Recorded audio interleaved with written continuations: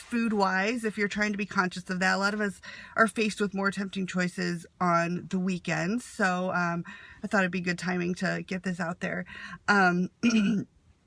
Hey, hi, Durcules, I bet that's how you say it. So let me think here. Let me collect my thoughts for a second. The word can't, you always hear it, whether you're on a diet, a nutrition plan, a meal plan, eating for performance, whatever you want to call it. If you're trying to eat in a certain way, eating healthier, clean eating, there's so many things you can call this, any of that stuff. But the idea is obviously to have a goal for better health reasons, better body composition, whatever those goals are. You're always faced with food choices, whether it's friends wanting to go out to eat or people bringing donuts to the office. And can you guys hear me okay? Somebody just tap the screen or say something to make sure I'm in. Joshua, Iowa. Oh, I didn't know you were in Iowa. That's cool. So we're kind of close. I'm in Illinois. Cool. Glad you can hear me. So obviously we're familiar with being put in situations where we might be tempted with food choices that might not be on the route we necessarily want to take for whatever the reasons, you know, health, body composition, if you're an athlete and you're competing, whatever it is. And you always hear people say, no, I can't have that. And we all know that can't is a negative word, and what you say and what you think has such an effect on how you feel and what your beliefs are. So really try to, let's all work together to try not to use can't in reference to food and diets. Like, let's try to stop saying can't with, oh, I can't have those donuts. Oh, I can't have those cookies. Oh, I can't have carbs today. Because really it's not even really a matter of can't. You have to want / not want it, if that makes sense.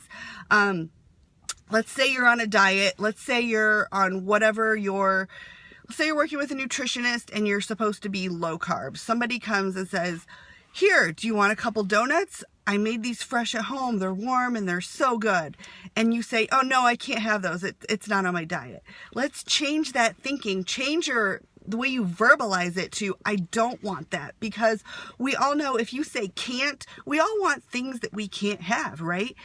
So if you say, I don't want that, as opposed to I can't have that, it's completely going to change your mindset. And it's also going to affect your beliefs. You have to convince yourself you don't want those donuts, because that is not going to help you get the result that you really do want.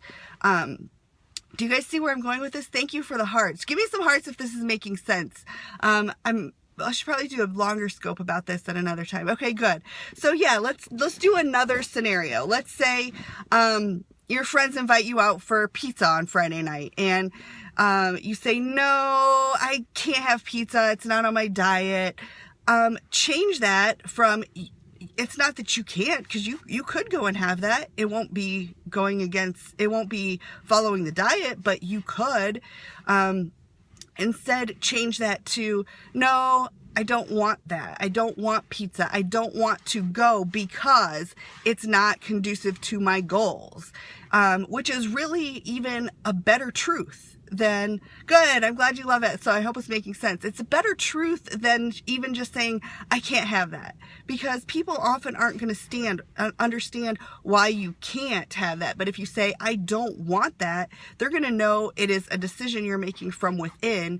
And saying it out loud, saying want instead of can't say out loud, is also going to have effect on your beliefs, because we all know a diet is never going to work unless you really want it to. You have to want to follow the rules or you're going to fall off track. So just something to think about on a Friday. I hope you're not forced with too many temptations food wise and diet wise, and everybody focus on keeping on track. And thank you so much for joining me, and let's all really try to change that verbalization and spread it to people you know. So hopefully this can catch on, because I think it really makes a lot of sense to start saying want as opposed to can't. So have a great Friday. Thanks guys. Bye.